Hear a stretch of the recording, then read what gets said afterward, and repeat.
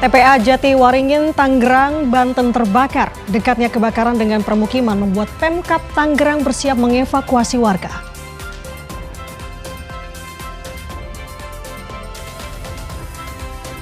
Pertamina umumkan harga Pertamax Turbo dan solar bersubsidi turun mulai 1 Juli 2026.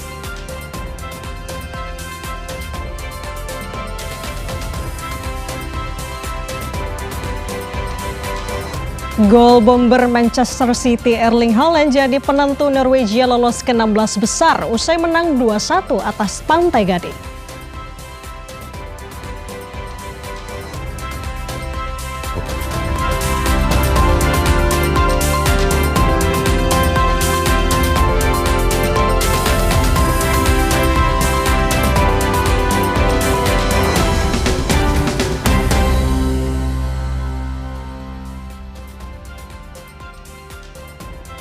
Selamat pagi, Saudara. Sapa Indonesia Pagi hadir hari ini Rabu 1 Juli 2026 bersama saya Putri Oktaviani. Dan saya Nanda Aprilia dari Newsroom Studio. Suasana baru, semangat baru, bulan baru. Iya, bulan baru. Oh iya, benar 1 Juli baru ya. Semua mengawali baru semua. Okta, gimana perasaannya di studio baru? Ya, ini studio baru ya, jadi suasana baru. Semoga semangatnya juga baru ya, Nanda. Yang juga baru tadi juga sudah disebutkan dalam headline, Saudara, soal penyesuaian harga 3 jenis BBM yang turun ya. Yaitu untuk jenis Pertamax Turbo, Dexlite dan juga Pertamina Dex ini semoga menjadi angin segar juga dan kita harapkan nanti akan ada efeknya juga ya untuk ke harga yang lainnya. Oke, selain itu juga tentunya kita masih punya informasi lainnya di Sapa Indonesia Pagi, Saudara. Dan juga nanti kita akan melihat dialog khusus tentunya di Sapa Indonesia Pagi, tapi kita tahan dulu apa itu rahasia. Jadi jangan kemana-mana, tetap sama kami sampai dengan sepanjang Sapa Indonesia Pagi nanti. Tapi sebelum ke sana kita ada informasi pertama di Sapa Indonesia Pagi lebih dulu, Saudara. Kebakaran terjadi di TPA Jatiwaringin, Tangerang, Banten. Mobil pemadam kesulitan menjangkau titik kebakaran.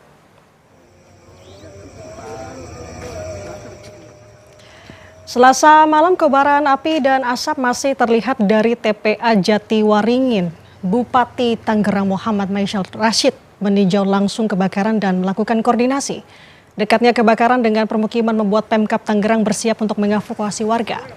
Titik api yang membakar gunungan sampah yang berada di dalam sulit diakses mobil pemadam kebakaran, Saudara. Rencananya helikopter waterbombing akan dikerahkan pada hari ini.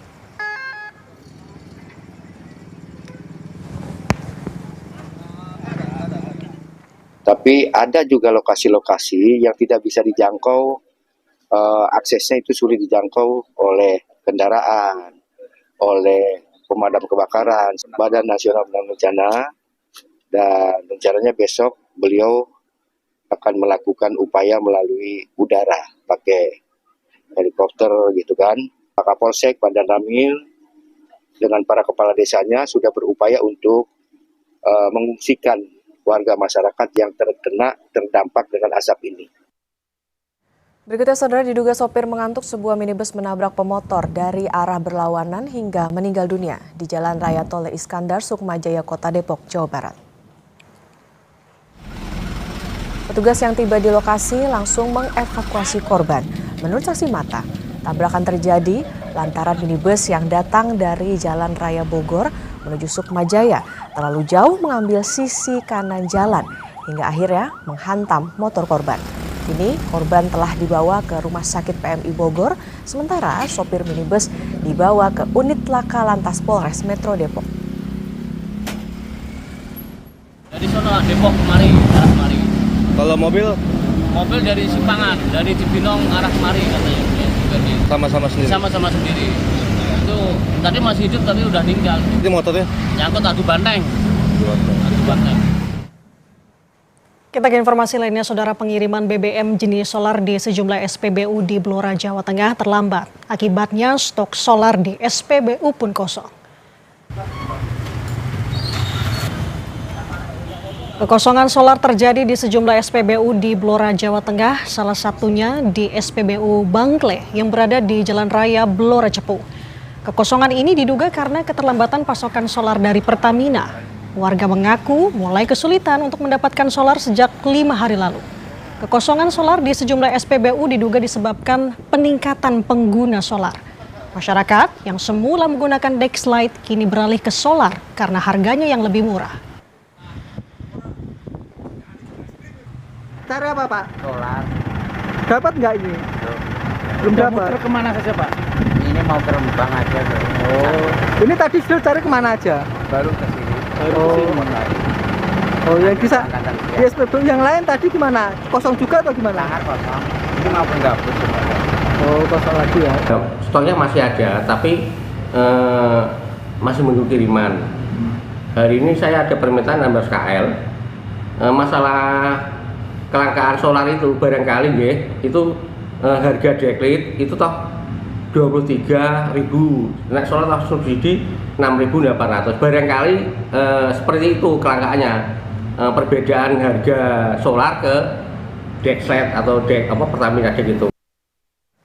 PT Pertamina Patraniaga kembali menyesuaikan harga BBM non-subsidi mulai Rabu 1 Juli 2026.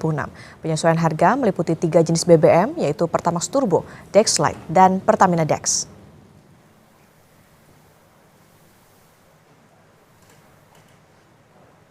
PT Pertamina Patraniaga mengatakan penyesuaian harga ini merupakan bagian dari evaluasi berkala sesuai mekanisme yang berlaku dengan mengacu pada dinamika harga pasar minyak dunia, pertimbangan aspek fiskal, serta daya beli dan perekonomian masyarakat.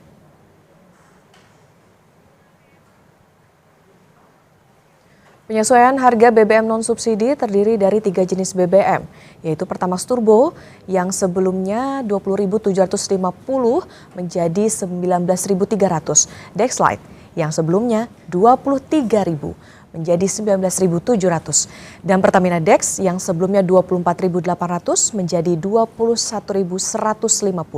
Sementara untuk Pertamax dan Pertamax Green tak berubah, yaitu 16.250 dan 17.000. Kita beralih ke informasi lainnya, Saudara. Warga di Desa Penadaran, Kecamatan Gubuk, Kabupaten Grobogan, Jawa Tengah dihebohkan dengan bantuan pangan minyak goreng kemasan minyak kita yang berbau solar. Khawatir membahayakan kesehatan, warga tidak mengonsumsi minyak tersebut dan mengembalikannya ke kantor desa. Warga Desa Penadaran, Kecamatan Gubuk, Kabupaten Grobogan mengeluhkan kualitas minyak goreng minyak kita bantuan pangan yang berbau solar dan sebagian berbau minyak tanah. Minyak goreng kemasan 2 liter yang dibagikan di balai desa setempat pekan lalu ini memiliki bau yang menyengat, mirip solar tercium saat minyak goreng digunakan untuk memasak. Takut dampak buruk bagi kesehatan, warga pun menghentikan penggunaan minyak dan berencana mengembalikan bantuan tersebut. Pemerintah desa pun meminta warga segera mengembalikan minyak yang berbau ke balai desa. Bau solar. Bau solar ya itu? Iya. Udah berapa kali buat goreng, Bu? Ya 4 kali. 4 kali. Baunya masih ada? Masih ada terus. Kami menghubungi pihak Kesra Kecamatan untuk langkahnya seperti apa. Kemudian minyak-minyak tersebut dihimbau untuk dikumpulkan dan nanti diusahakan untuk dikembalikan agar bisa diganti yang lebih baik. Kita ke serta lainnya, Saudara, berikan atensi atas kasus meninggalnya dokter di Kabupaten Timor Tengah Utara, NTT. Utusan Kemendagri dan Ditjen Otonomi Daerah hadir di TTU dan menggelar rapat tertutup dengan DPRD. Kata Ketua DPRD TTU Kristo Evi, kedatangan utusan Kemendagri dan Ditjen Otda berkaitan dengan kasus meninggalnya Dr. Ica Pakenoni. Kristo Evi menambahkan, DPRD TTU melalui Badan Kehormatan DPRD sudah mendapatkan rekomendasi untuk mengusut kasus tersebut dimulai pekan depan. DPRD TTU juga berharap atensi pihak lain untuk berperan aktif mengusut kematian Dr. Ica. Jadi tujuan mereka datang ke Kabupaten TTU untuk menemui beberapa pihak, salah satunya kami lembaga DPRD, pemerintah dan pihak Polres. Kepada kami di DPRD, mereka minta sejauh mana DPRD merespon kejadian ini, karena kejadian ini diduga melibatkan 3 anggota DPRD. Nah, sesuai dengan amanat Undang-Undang 23 tahun 2014 terkait dengan pemerintah daerah, kami lembaga DPRD ini kan berada dalam rumpun eksekutif yang ada di bawah pembinaan Kemendagri. Kementerian Dalam Negeri. Sehingga mereka datang ke sini dalam rangka fungsi pengawasan. Sebelumnya, saudara, keluarga mendiang Dr. Eliza Prinsila Utami Pakenoni berencana melaporkan dugaan intimidasi ke Mapolda NTT pada Jumat pekan ini. Kuasa hukum keluarga dipastikan akan membawa sejumlah barang bukti kuat yang telah disiapkan untuk proses pelaporan tersebut. Sebanyak 5 pengacara dikerahkan untuk mengawal kasus ini dengan menyertakan bukti laporan tertulis almarhumah ke Dinas Kesehatan dan Badan Kehormatan DPRD TTU. Sementara itu, Polres TTU sendiri dilaporkan telah memeriksa beberapa saksi serta 3 anggota DPRD yang diduga kuat melakukan intimidasi terhadap almarhumah.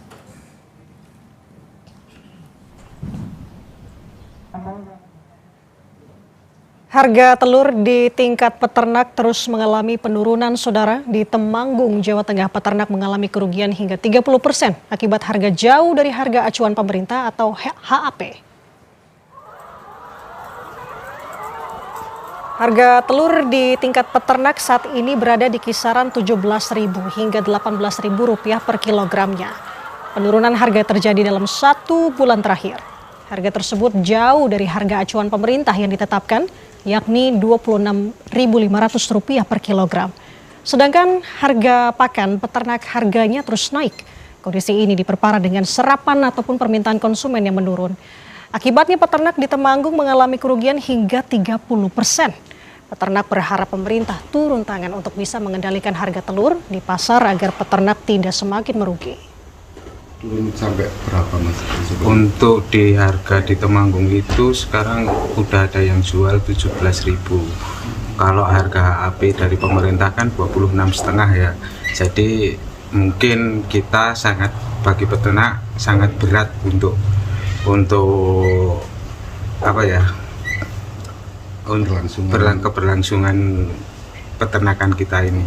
Soalnya sekarang juga didampingi harga pakan yang relatif tinggi dengan harga telur yang murah kayak gini, peternak merasa merugi.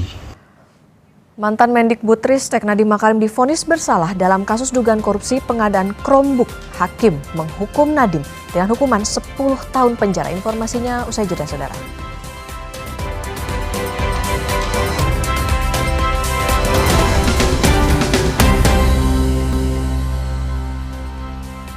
Kembali di Sapa Indonesia Pagi, saudara. Mantan Mendikbudristek Nadiem Makarim divonis bersalah dalam kasus dugaan korupsi pengadaan Chromebook. Hakim menghukum Nadiem dengan hukuman 10 tahun penjara.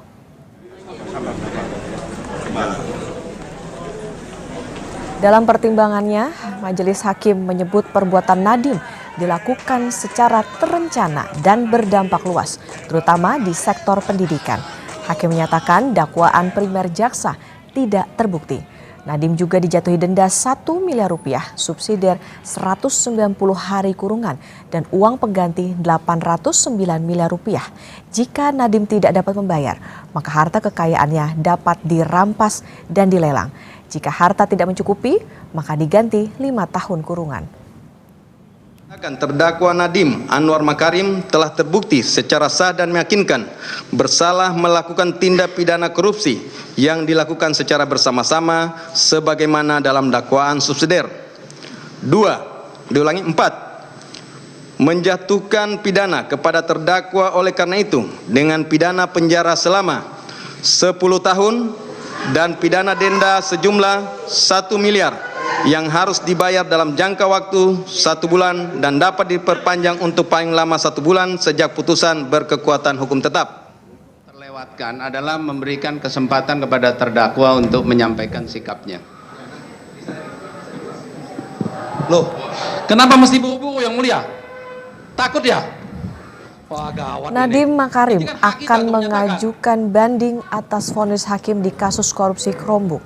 Nadiem Makarim divonis bersalah melakukan tindak pidana dan dijatuhi pidana penjara 10 tahun, denda 1 miliar. Mereka tahu saya tidak bersalah, tetapi kebenaran keluar dari satu hakim yang punya keberanian untuk mengutarakan apa yang sebenarnya menjadi fakta-fakta persidangan. Saya divonis secara praktis 15 tahun. Karena saya dituntut uang pengganti 809 miliar yang saya tidak punya. Mereka tahu itu. Dari laporan hasil kekayaan saya di akhir saya menjabat, saya tidak punya uang sebanyak itu dalam bentuk apapun. Saya akan segera melaksanakan naik banding untuk tertua demi kebenaran, demi anak-anak muda, demi profesional yang di luar sana.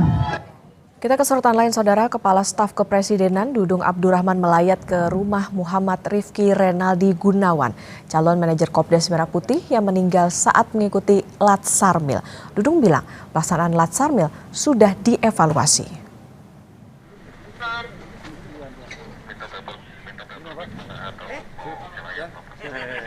Selasa sore, Dudung tiba di rumah duka Muhammad Rifki Renaldi Gunawan di Kabupaten Sumedang, Jawa Barat. Dudung juga berziarah ke makam Rifki dan menyampaikan belasungkawa kepada keluarga. Dudung memastikan pemerintah telah mengevaluasi kegiatan Latsarmil untuk manajer Kopdes Merah Putih, yaitu akan meniadakan latihan fisik dan fokus pada materi yang relevan. Kami datang ke sini dengan mengucapkan belasungkawa yang sedalam-dalamnya. Ini sudah mulai dievaluasi, sudah berlangsung, sehingga kegiatan-kegiatan fisik ini sudah ditiadakan, ya dikurangi semaksimal mungkin dan dititik beratkan kepada bagaimana manajemen perkoperasian, karena kan ini calon-calon manajer nantinya, itu yang dititik beratkan dan waktunya saya mendapat informasi diperpendek. Saudara, pembangunan Kopdes Merah Putih di Desa Tegal Gunung, Blora, Jawa Tengah menjadi sorotan warga karena dibangun di samping pemakaman umum.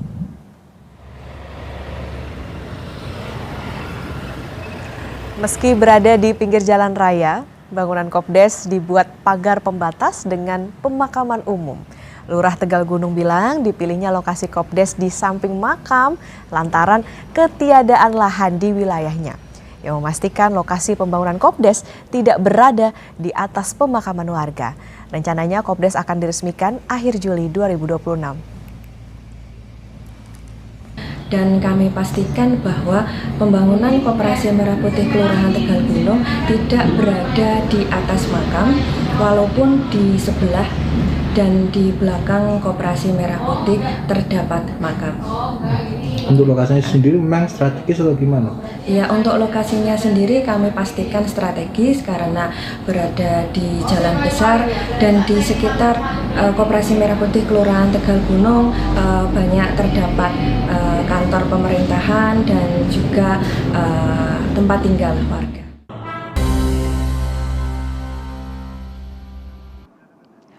Saudara, Anda kembali menyaksikan Sapa Indonesia Pagi bersama saya, Nanda Aprilia.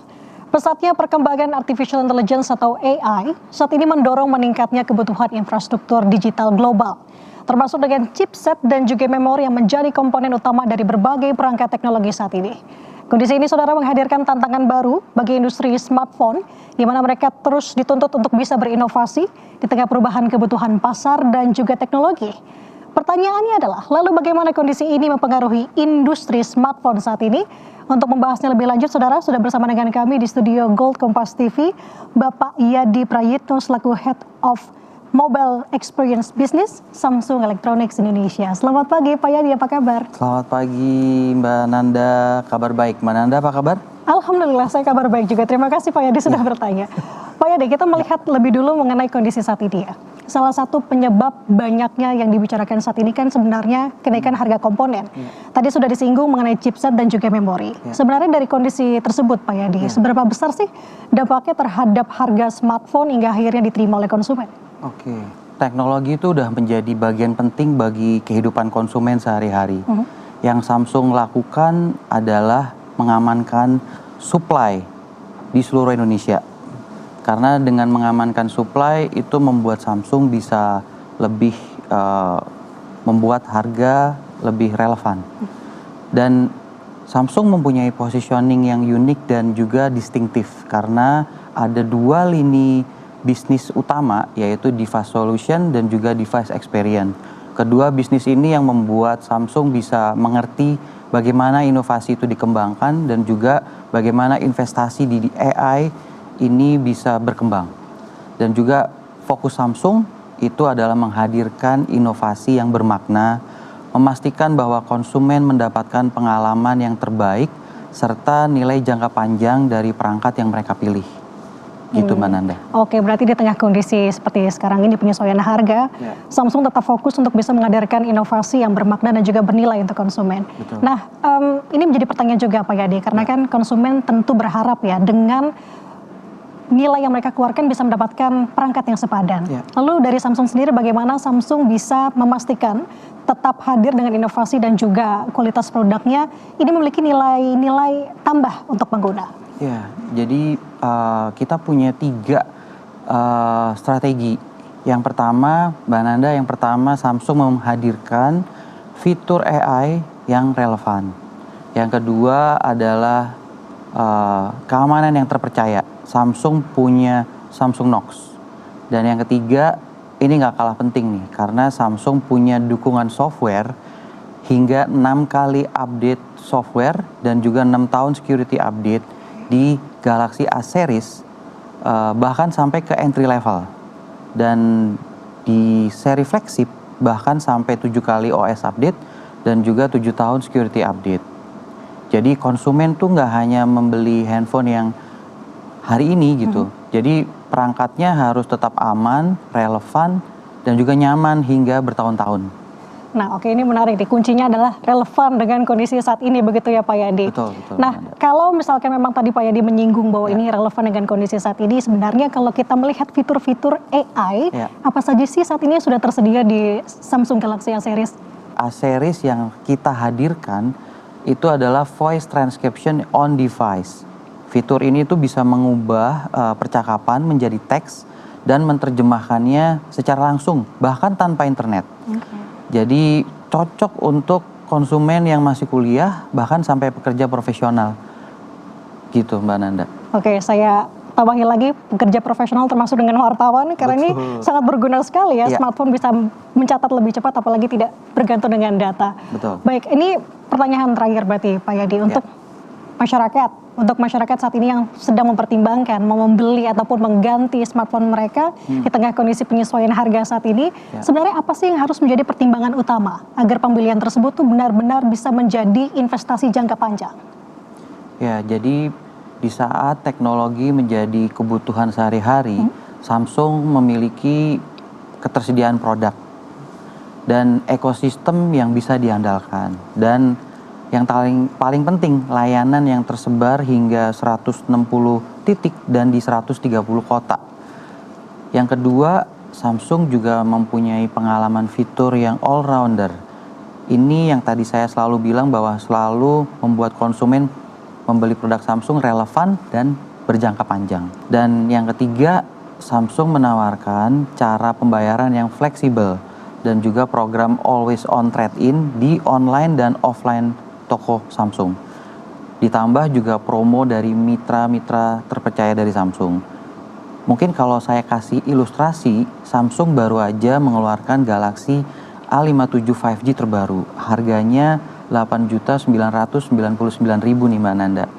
Kalau Mbak Nanda punya seri sebelumnya, A56, seri sebelumnya kita hargai 3.500.000. Kemudian kita kasih cashback lagi nih 700.000, sehingga total 4.200.000. Kalau kita kurangi ke harga A57 8.999.000 plus kita punya cicilan, Mbak Nanda cukup bayar Rp400.000 setiap bulan selama 1 tahun. Dan di saat ekonomi seperti ini, sepertinya itu sangat membantu konsumen. Mereka mendapatkan produk terbaru dari Samsung dengan fitur-fitur AI yang banyak akan membantu mereka, dan mereka bisa menggunakan uangnya untuk kebutuhan yang lain, Mbak Nanda. Oke, ini menarik, indeks ekonomi ya, begitu bahasanya Pak Yadi, dengan penawaran-penawaran dari Samsung dan juga fitur-fitur tambahan itu tadi. Baik, terima kasih Bapak Yadi Prayitno, selaku Head of Mobile Experience Business Samsung Electronics Indonesia yang sudah berkesempatan hadir bersama kami di Sapa Indonesia Pagi, dan juga berbagi insight-nya bersama kami. Sehat selalu Pak Yadi, selamat pagi. Terima kasih. Saudara, dari perbincangan kami pagi hari ini kita melihat bahwa perkembangan ini menghadirkan peluang sekaligus tantangan bagi industri teknologi khususnya AI. Termasuk dengan meningkatnya kebutuhan komponen semikonduktor seperti chipset dan juga memori. Di tengah dinamika tersebut, saudara, masyarakat perlu semakin cermat untuk bisa memilih perangkat yang tidak hanya menawarkan teknologi terkini, tetapi juga nilai jangka panjang melalui inovasi, keamanan, sampai dengan dukungan pembaruan perangkat yang berkelanjutan. Saya Nanda Aprilia, terima kasih atas kebersamaan Anda. Tetaplah bersama kami di Sapa Indonesia Pagi. Kami akan kembali usai jeda.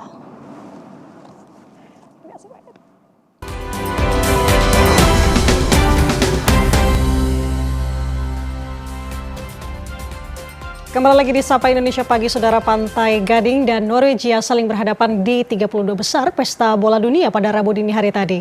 Skor sempat imbang, namun Erling Haaland dan kolega akhirnya melaju ke babak 16 besar.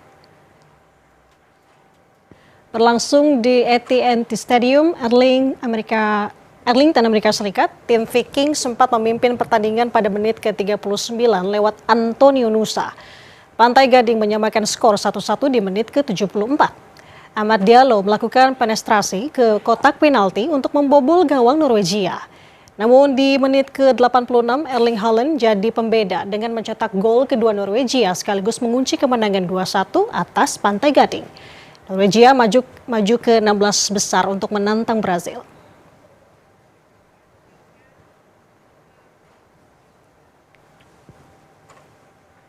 Kita ke informasi lain, Rakernas kedua Asosiasi DPRD Provinsi seluruh Indonesia 2026 dilaksanakan di Bali. Tidak hanya bahas soal sinergi pusat dan daerah terutama dalam perihal kondisi fiskal nasional, namun juga ikut berkontribusi dalam pelestarian lingkungan hidup. Rapat Kerja Nasional kedua Asosiasi DPRD Provinsi seluruh Indonesia atau ADPSI digelar di Bali pada Senin 29 Juni 2026 dengan membahas penguatan sinergi pusat dan daerah melalui investasi, hilirisasi, serta optimalisasi penerimaan daerah demi mendorong kesejahteraan masyarakat.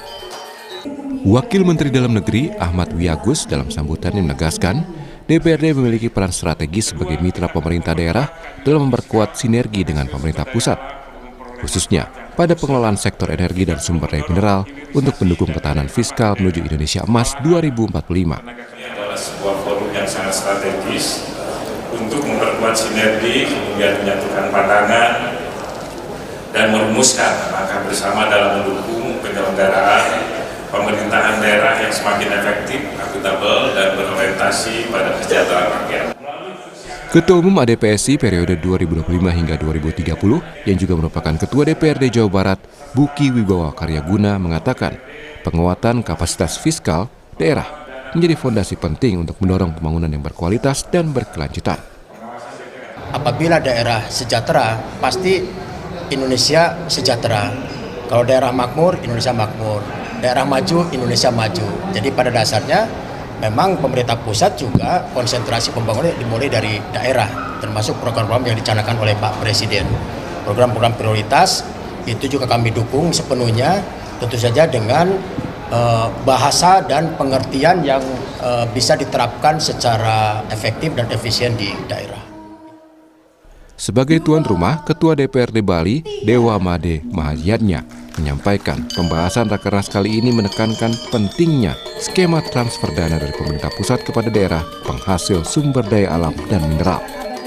Masyarakat Bali berterima kasih yang sebesar-besarnya kepada DPSI dan kawan-kawan di media tentu mohon untuk didukung lebih besar karena melalui Rakernas inilah nanti seluruh dukungan terhadap pemerintah, terutama program pemerintah tentang Asta Cita ini kita akan juga tetap dukung penuh di setiap daerah.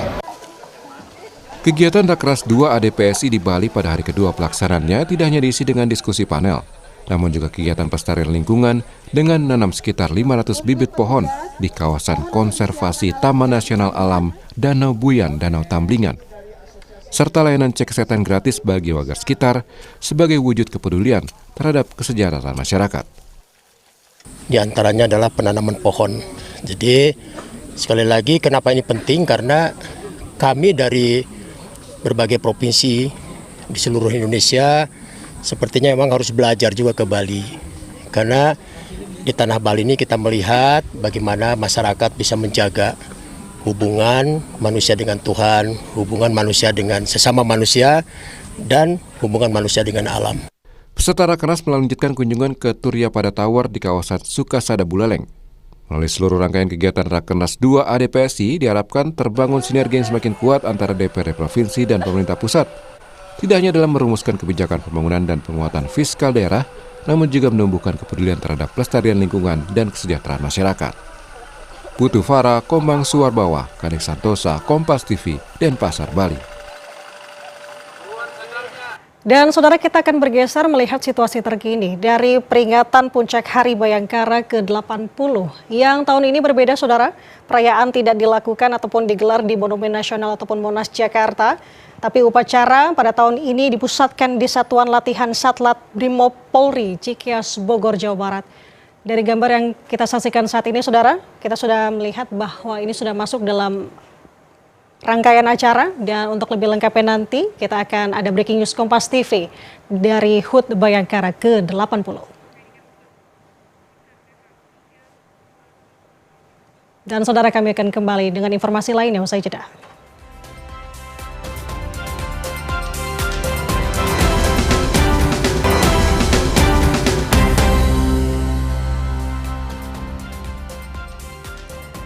Kembali lagi di Sapa Indonesia Pagi, saudara. Dan kita akan melihat bagaimana situasi di peringatan Hari Bayangkara ke-80. Ini adalah situasi terkini yang berada di Cikeas, Jawa Barat. Di mana peringatan Hari Bayangkara ini diselenggarakan pada hari ini atau diperingati pada 1 Juli 2026.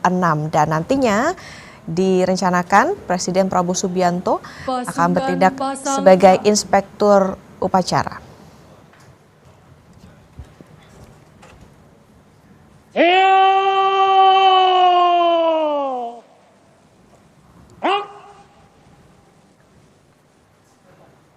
Pasang sahur.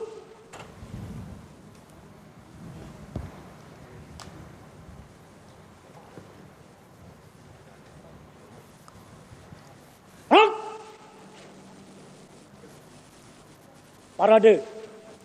Istirahat di tempat.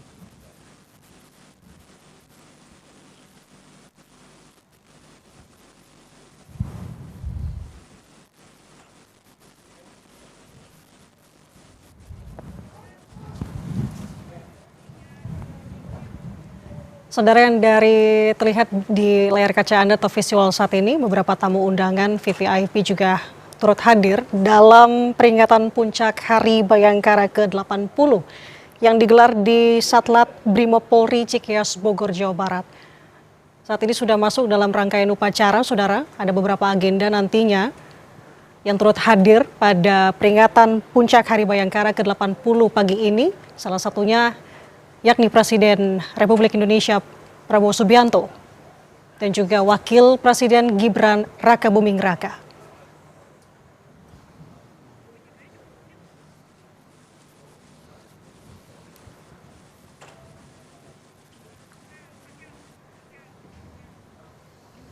Terlihat juga, saudara, dari visual saat ini, Presiden ke-7 Republik Indonesia Joko Widodo dan juga tadi Ketua DPR RI beserta dengan Ketua DPD juga turut hadir dalam peringatan Puncak Hari Bayangkara ke-80.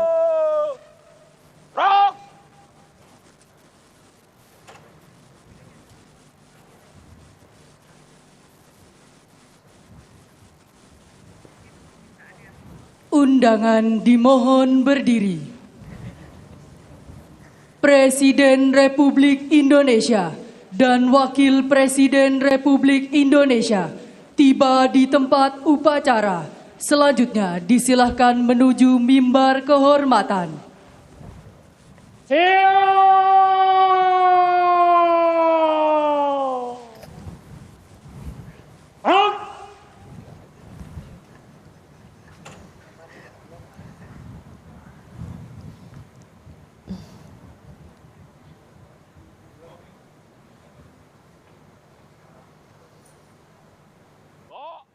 Sojoto! Gerak! Gerak! Kiri, senjata. Gerak! Hadap kanan, hadap kiri. Gerak! Maju! Jalan!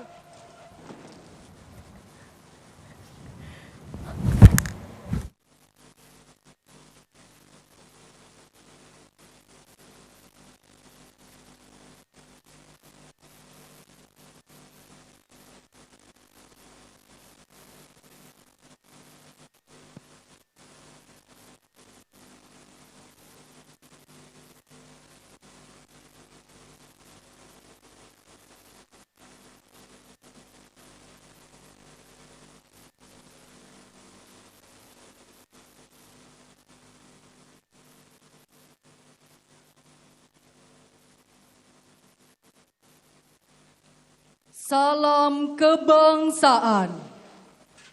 Hormat senjata.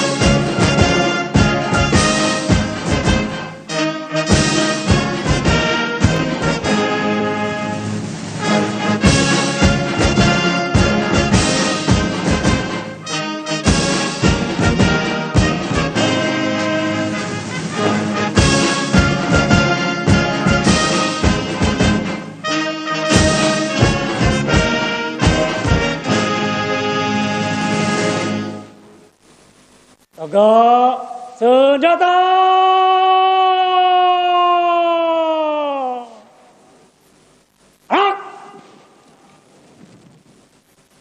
Presiden Republik Indonesia berkenan istirahat sejenak di mimbar kehormatan. Undangan disilahkan duduk kembali. Parade istirahat di tempat.